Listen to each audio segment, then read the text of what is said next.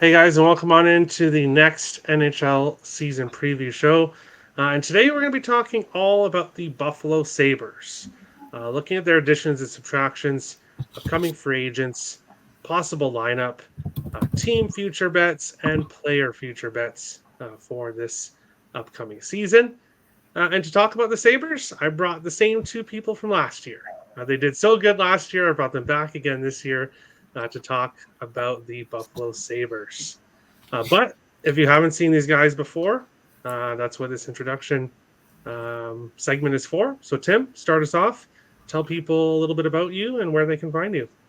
Earl Sports Bets. We've done plenty of work with Mr. Edelman before, including with Picks and Parlays. So find us over at Earl Sports Bets, and we'll be doing shows for every hockey slate. Awesome. DJ, let people know a little bit about you and where they can find you.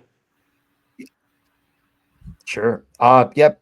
DJ underscore Mitchell 94 is you can find all my stuff. Morningscape podcast is daily fantasy. And right now we're doing all of the fantasy hockey coverage. We primarily focus on bigger money things. So your top GPP contest, your best puck. So 25K to first fantasy season long stuff. I do a lot of betting as well. And then puckluck.com is where that's always going to funnel through model-based betting, everything. So sometimes people are like, why in the world would you bet this team? And I said, the math right here. And that's it. And I don't really do all that much else.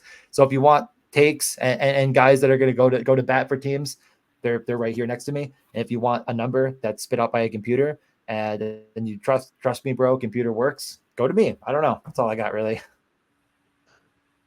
All right. We will. I know you can find both of Better these than guys on Twitter. better than Both what of you're their saying. Twitter links are in the description below. So you can find both of them on Twitter in the description. We're going to jump into the first segment. And when I was making the backgrounds for the show, I really noticed that, wow, Buffalo actually did some stuff this season. When you look at number of guys in, number of guys out, there's quite a bit of change here coming into this offseason. I'm going to start first with this one, and then we will kind of switch it up as we go through the different segments. As with each show, I start with subtractions first. And the main one there is the guy that you see his picture at the bottom, the number one guy on the list there, Jeff Skinner, getting bought out by the Buffalo Sabres. And there have been some rumors that it was potentially going to happen, but I was kind of surprised myself to see it happen. And that it seemed to go to Edmonton, a team that has so much goal scoring already. I was surprised that the Sabres, a team that needs goal scoring, would buy out Skinner. So that kind of surprised me a little bit. Victor Olofsson, I've been a fan of his forever. I've wanted the Wild to kind of trade for him. Now he's gone. I don't think he's actually signed anywhere yet, but maybe I'm wrong. And then we've got some depth guys. He's in Vegas. Oh, he went to Vegas. Okay. Eric Robinson, I haven't got to their preview yet, so there we go. Eric Robinson, Eric Comrie. Two Eric's gone. Eric Comrie makes sense. I don't think Sabres fans are going to lose too much sleep with him gone. Tyson Jost, Zemgus Girgenson's gone as well. Matthew Savoy was a bit of a surprise with that trade. And then head coach Don Granato fired, which I totally thought was the right move. And then we get to additions, and I'll start at the bottom. They bring back Lindy Ruff again for his second go around with the Sabres. So we'll see how things go this time. But that was kind of a head scratcher for me when they signed him. I thought maybe they would go a different route. But Felix Sandstrom, a depth goalie that really should not be seeing the net. If he's seeing the net, then that means there is some injuries because the Sabres, I'll skip down a little bit, signed James Reimer to be kind of the third goalie there. So really Sandstrom should be in the AHL this season. Jason Zucker is basically the Sabres' big addition, trying to get some of that offense of losing Jeff Skinner. The issue with Jason Zucker is that he is an injury-prone player. So he is most likely going to be injured at some point when you look at the other guys, Jack Rathbone has always had some potential, hasn't really lived up to it. Maybe he finds his game with the Sabres. Ryan McLeod in a trade, in that trade with Matthew Savoy was kind of interesting. So overall, additions, subtractions, for me, I think the Sabres took a step back. And for it's not a giant step back, but I do think they took a little bit of a step back here. And for a team that is on the longest playoff drought in a professional sports, sorry DJ and Tim that don't want to be reminded about that, but I really thought that the Sabres would be trying to break that streak. And from what I'm seeing here, a lot of guys in, a lot of guys out, but I don't really think the Sabres really improved. DJ, we'll go to you second first with this one. What do you think about the big list of additions, big list of subtractions? Do you like the offseason that the Sabres did? So I think, again, that it's all one kind of direction that points you to where they're trying to go here, right? And what they did at the end of last year that was very, very exciting moving forward is they actually became a team that could defend in front of their own net and allow Ukko-Pekka Luukkonen to take over the starting role and flourish, which they had just not done for any goalie since Brian Miller, who I decided to wear his jersey today.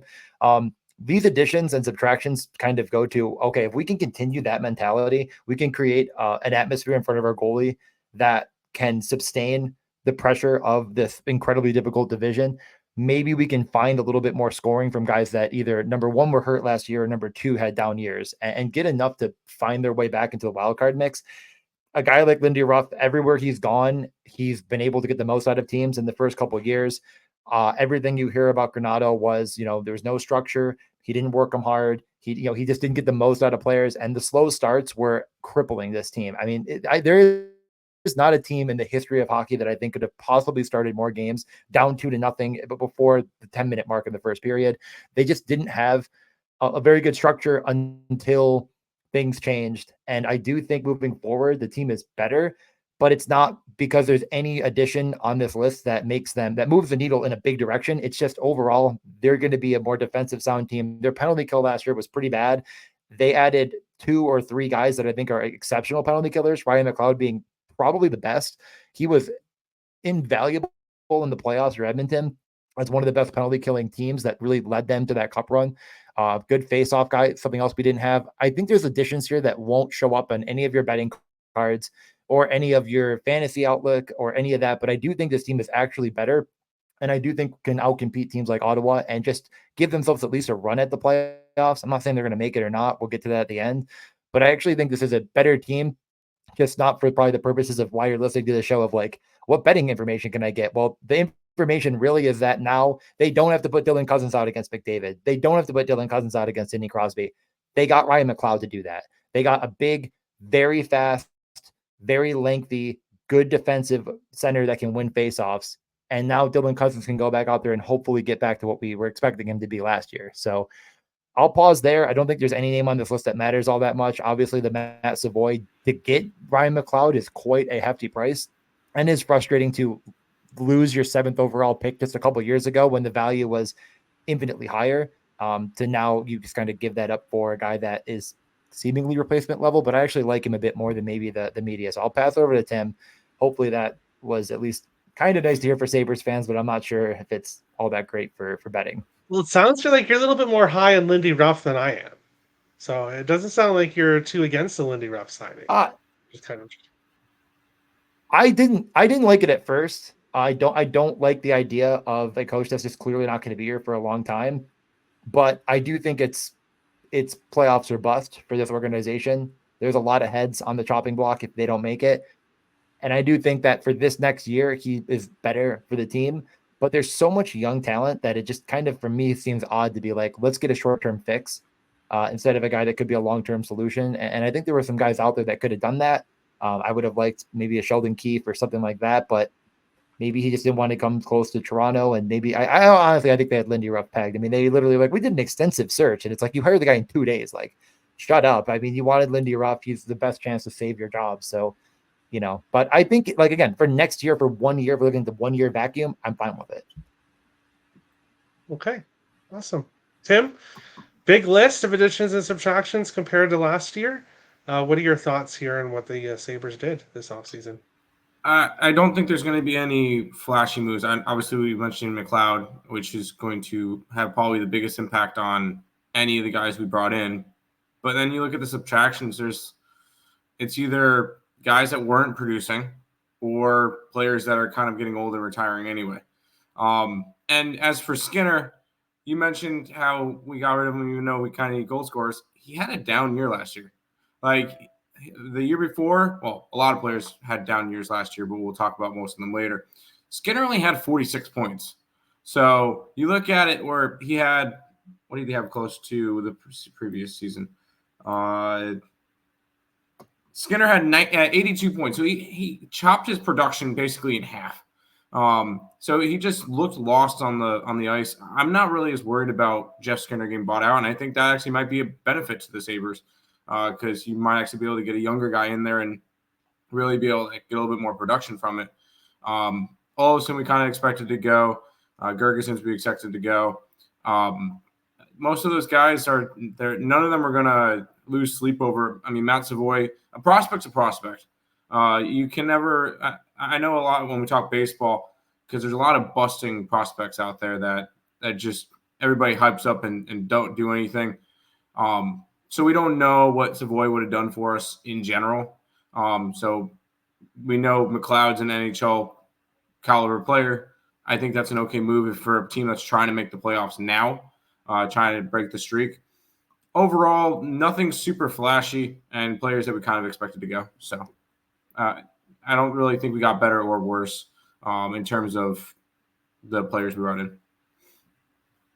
All right. I will say, though, Jason Zucker can be flashy. When he's healthy, he is a very fast skater, and he does have some good offensive talent. So Jason Zucker is definitely a good add when he's healthy. And I think he could mesh pretty well with the Sabres. We'll go to the second segment here. Upcoming free agents, guys that are on expiring deals this offseason. I have the pictures of the two guys that I think are the most important on the Sabres re-signing, and they're both RFAs. Restricted free agents. As long as the St. Louis Blues don't come knocking, the Sabres should be able to re-sign these guys. But we will let Tim go first here. Upcoming free agents. Who on this list do you think the Sabres should be most focusing on re-signing, and who would you be okay if they let go elsewhere? If I'm looking at this list, 4 names that kind of stand out to me. That ones that if there's a core that we want to build around, it's these guys. Jack Quinn is one of them. I know he didn't really he was injured bug last year. When he was healthy, he looked good. And having that line with him and Cousins and Peterka is going to be an interesting line to get back out there, and because that was a very productive line the year before. Which also brings me to Peterka. Those two guys, I think you really need to kind of build around with your other players. Byram for defense, and then I'm a personal big fan of Levi. I think Devin Levi could have a very solid career. Obviously, this year you're probably going to not see as much from him with UPL and Reimer, which should be the 1-2 because you're going to let Levi develop a little bit more in the minor leagues. But those 4 would kind of be the guys that I would really want to hold on to if we can. Awesome. DJ, upcoming free agents, same question. What do you think about this list? Yeah, I mean, I think Quinn and Peterka are the obvious re-signs, and I'm guessing they're both betting on themselves a little bit. Like Peterka definitely, he was a DFS darling to end the year. Like everybody going into next year, I think is now very aware of JJ Peterka, and I think they would have been more aware of Jack Quinn had he had stayed healthy. I'm already hearing a lot of buzz, and I really think at the end of the day, this organization, part of the Skinner buyout was like, we have to make room for Jack Quinn in the top 6. I'm really high on him. I think in a lot of your fantasy drafts, you should be considering him at the end. Definitely, if you are going to get into more of a best ball mentality, he just has a much bigger ceiling than a lot of other late drafted wingers, just because of the shooting mentality, the potential for that first power play, which again is pretty wide open. Byram's great. I don't know. Not a ton to say about it. He's just, coming back from a lot of very bad injuries and looked very serviceable last year. And like when he played with Darlene, it sort of seemed like this is a top 2 in the NHL that could really compete for a long time. I don't know if they're going to stick with it. I'm not sure what they're going to do. They played around with a lot of things. They were a dusty team that was done. So just do whatever you want, throw shit at the wall, see what sticks. And then, yeah, I think a lot of continue to move towards 3 goalie tandems, and guys like Levi, guys like Wallstead, and to your Wild, like they're going to mix in more and more over time. And that's likely a good thing if they are. And if they're not, well, if that RFA contract's not going to be all that expensive, we have Reimer. I'm not really that worried about Felix Sandstrom getting too much run, but just a safety insurance. Again, I do think more teams, like, the split that I would have in mind is like 50-55 UPL. And then you just take the rest of those almost 30 games and you say, like, how do they, split that to the best ability, depending on how they're playing. And a lot of teams will probably fit that mentality more over time. It just has been proven to be a better track record. A lot of, of course, if you have Igor Shesterkin or something, there's a different game there. But unless if you have that obvious elite goalie, it's going to work out. So see how Levi does. He looked really good in Rochester and very promising. Just kind of felt like a lot of goalies that come from college where it takes time. And really what it was with Levi, to me, again, I'm not a goalie expert. He just could not handle any high danger chances from NHL shooters at the level you need to be as productive as I think he'd like to be. And that just takes time in seeing it. And I think he really started to figure it out. And we saw some good starts at the end, but just he was a little bit too wild coming across different ways, moving left to right. And allowed any good NHL shooter to beat him with a little bit too much ease. And it just takes seeing it. Like colleges just don't have that many guys that are going to have NHL quality shooting. So he'll get there. Awesome. For me on this list, right away, the top 2 guys on the forward list, 2 former Wild players. I'll be interested to see how they do. Obviously, Jordan Greenway we've seen in Buffalo for a couple of years now. We'll see how Jason Zucker does. If Zucker stays healthy and has a great season, I could see the Sabres re-signing him. Jordan Greenway, uh, maybe you guys have more of a thought on Greenway, but I think the Sabres could move on from him and be fine, especially with guys like Ryan McLeod. Obviously, Jack Quinn and JJ Paterka are important. Bowen Byram as well. The other 2 defensemen, Yoki Haru and Jacob Bryson, I could see the Sabres moving on from. And then if the Sabres are re-signing James Reimer, then that's showing that they don't believe in Levi. That would be the only to be with Ukko-Pekka Luukkonen being re-signed. If they're re-signing Reimer again to another year, then it's not too good of a sign, I think, for Devin Levi's future in Buffalo. We'll move on to possible lineup. Now, of course, this is just the possible lineup, what the depth chart has on one of the websites I looked at. Of course, with a new head coach, we could see completely different lines than what we have here. I will start with this one, or actually, no, we'll let DJ go first with this one. DJ, what do you think here? Possible lineup. Of course, Peyton Krebs not signed yet, so that has to get done. Do you like these lines? Is there anything else you'd prefer to see? What do you think about the possible lineup for the Sabres?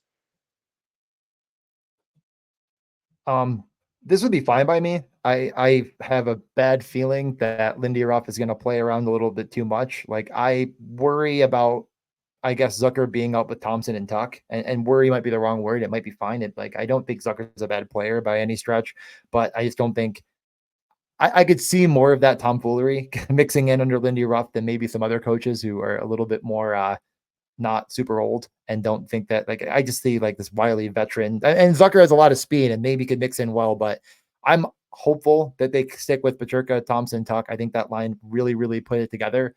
And if they break it up, that would be a bit of a, that would just be a bad thing. Cousins and Quinn, I think that's going to stick no matter what. The question is Paterka going to move back and be with that line? Like that was the kid line. That was the line that kind of got Cousins going. And I think the problem that we learned last year, again, I kind of already hinted at it, was Cousins couldn't carry his weight defensively. He couldn't win faceoffs, and that just crippled his offensive production.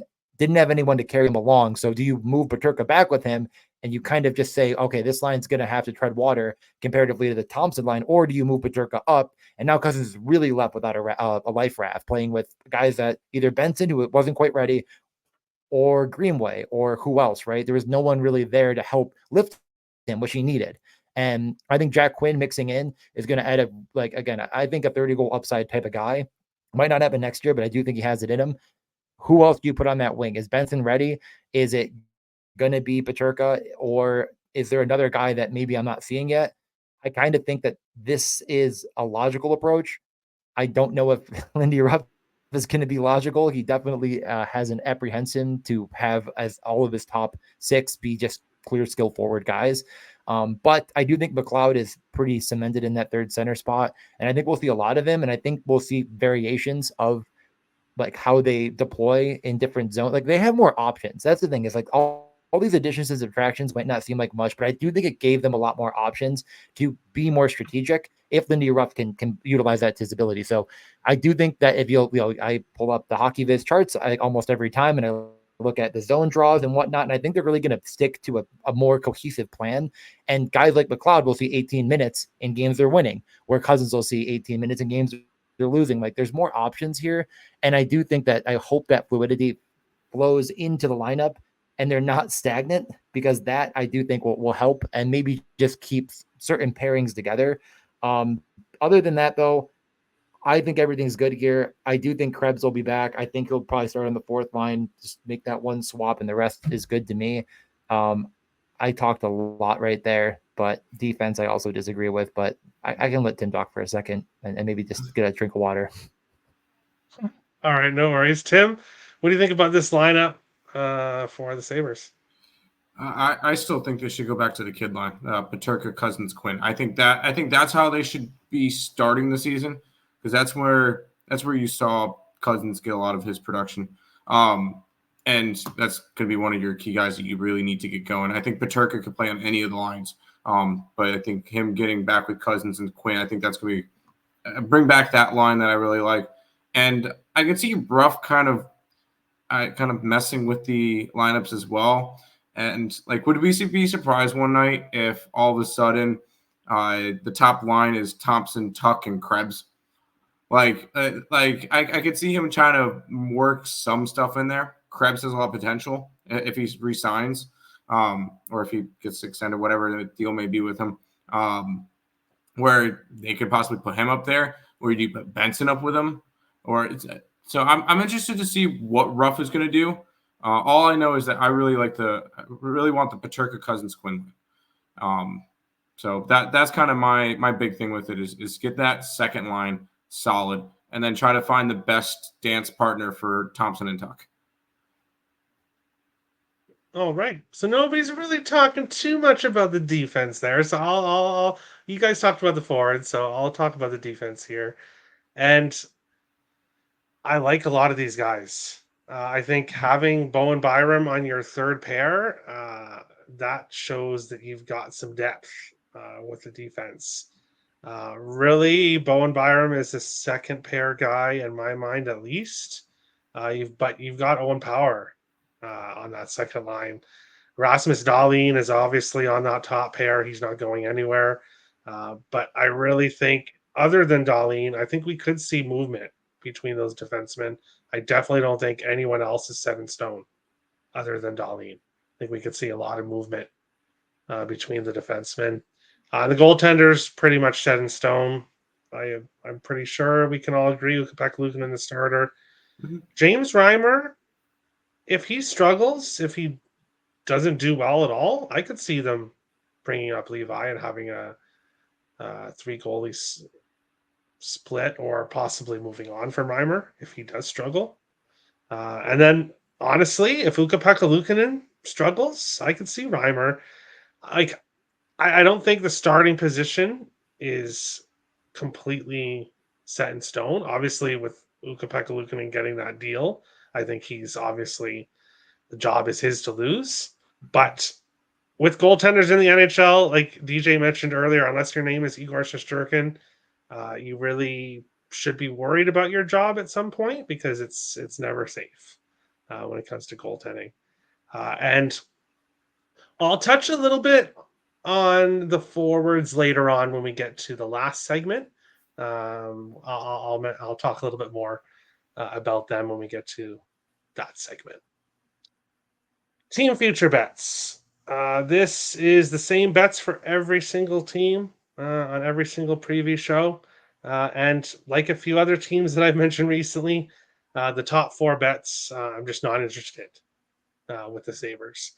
Of course, it's if you're betting those top 4, win Stanley Cup, win conference, win President's Trophy, win division, you're probably not betting a whole bunch of teams, most likely. And that's my view of it as well. The Sabres are not there yet. Make playoffs. I plus 180 is attractive. And one thing that DJ mentioned earlier is that a lot of players had down years last year. Like Tim mentioned about Skinner. Skinner had a bad year last year, but it wasn't just him. It was a lot of guys. It was everybody. So, yeah, basically. So if the Sabres stay healthy and all these guys have a better season and some of these younger guys step up a little bit, the Sabres could break the curse. They could break the streak and they could make the playoffs. I'm not putting my money on it. However, when we get to the point total, bear with me as I bring it up. What the Sabres did last year, 84 points. Their total now is at 88 and a half. I would lean with the over, but not enough to pull the trigger on it. Not interested in the bottom 3. And then when it comes to the very last one, least points in the NHL, no. I don't think the Sabres are there. I think they've moved past being the worst team in the NHL, and now they're just in that bubble area where they just need to make the playoffs. So I do have a future bet with the Sabres, but it doesn't have to do with the team future bets. It has to do with the player future bets, which we'll get to next. Tim, team future bets here for the Sabres. Tell me you're not betting Stanley Cup and division, and what are you doing here with the Sabres? I mean, I'll always throw my $10 I have to bet on all my teams to win the championship, because if for some reason miracles happen and the Sabres happen to win the cup, I do not want to be sitting there with no ticket. It's the same deal with my Mets win the World Series, or if the Nuggets win the championship, or the Jets win the Super Bowl. I'm going to have money on them to win their championship. I do it every year. It's a donation because I've only seen one of my teams win a championship. But I do it every year just in case. Obviously, the book's putting them at 88.5 points.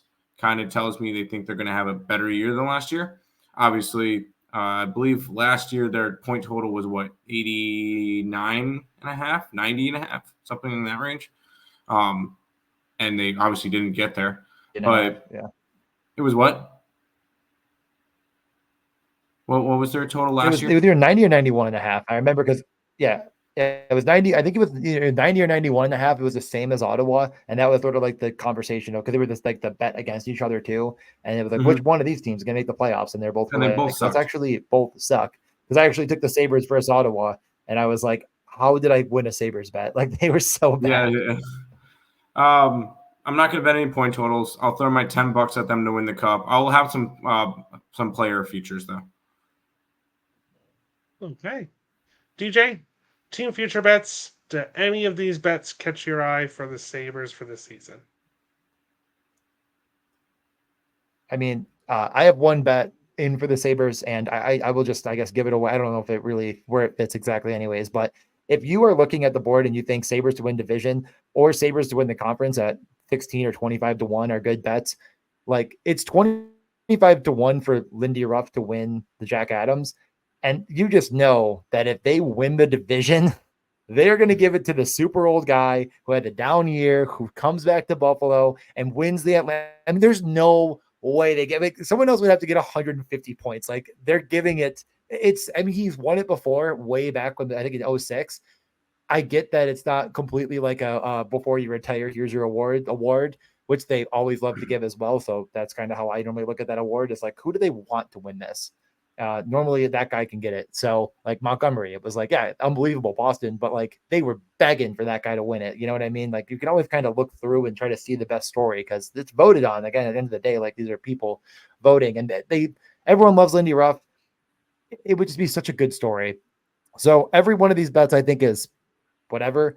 I think even if they make the playoffs, you probably have a chance with Lindy Ruff, even if they don't win the division. Like if they're pretty close, I could see them just handing him the award and saying, "This is your, how many teams are really swapping out?"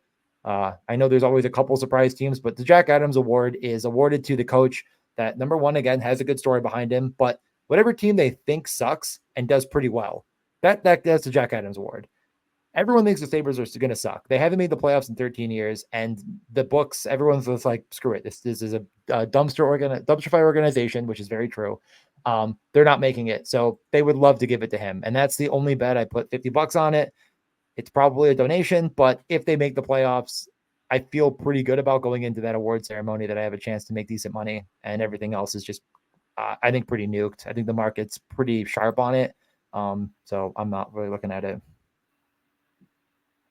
Awesome. Usually the Jack Adams is on this list, but there's no room with all the players that, surprisingly, the Sabres actually have a lot of players futures that you can bet.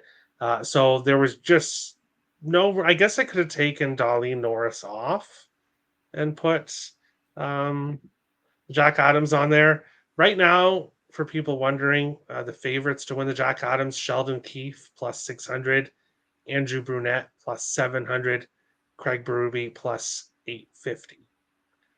So those are the three favorites to win the Jack Adams as of right now. I'm not going to start with this one. And they would love to give it to Berube.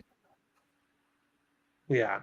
I was going to say too young, and they would absolutely love to give it to Berube. That would definitely be my second pick. Yeah, Toronto just, oh God, this guy got him. They win the Atlantic, and it's just like perfect.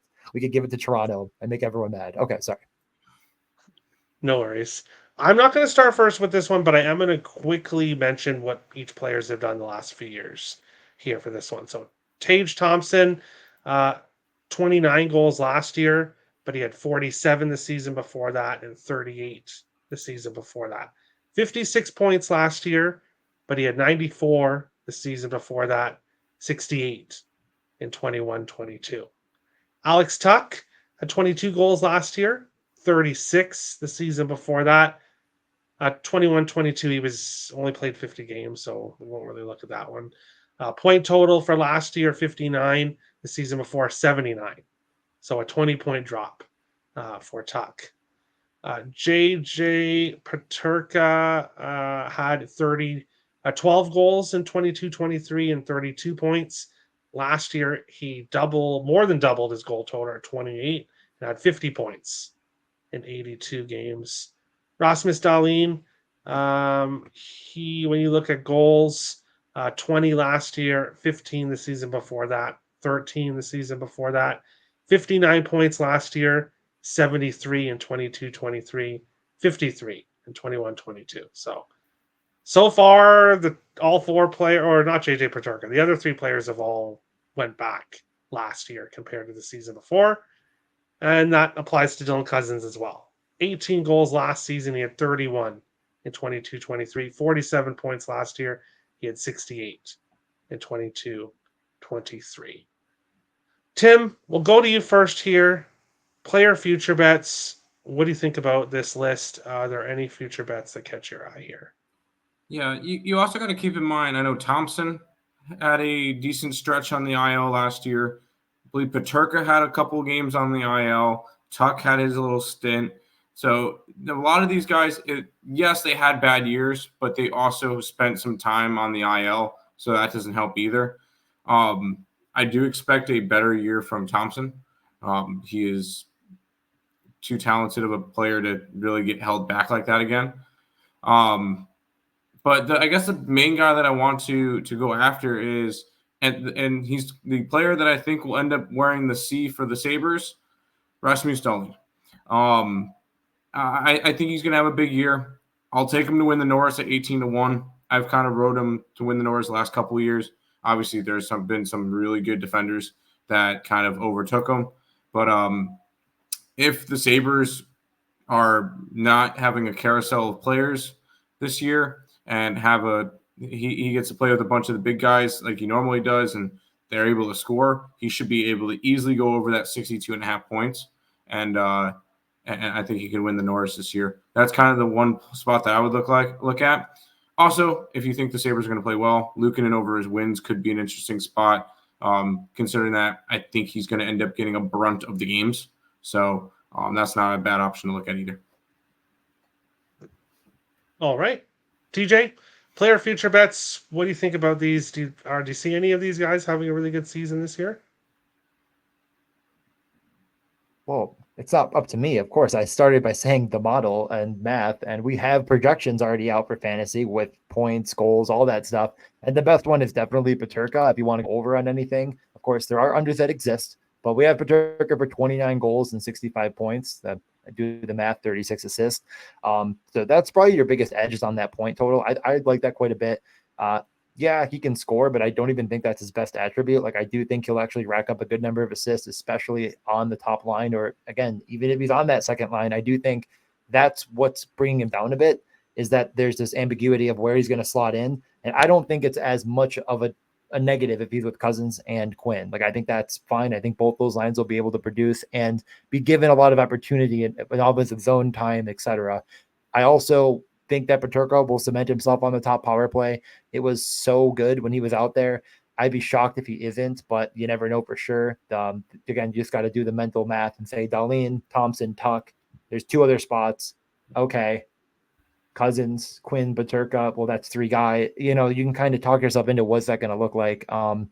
We have unders for Luukkonen, unfortunately, so I just can't click it, but I definitely understand it. I just think there's going to run 3 goalies. I think that's, I could see him getting, 20 wins and that being fine, because I do think that we'll see both Reimer and Levi get enough starts to make that okay. But that's probably the best bet. It's under on the board. I don't even know if this market exists, because we have Dahlin for 20 goals.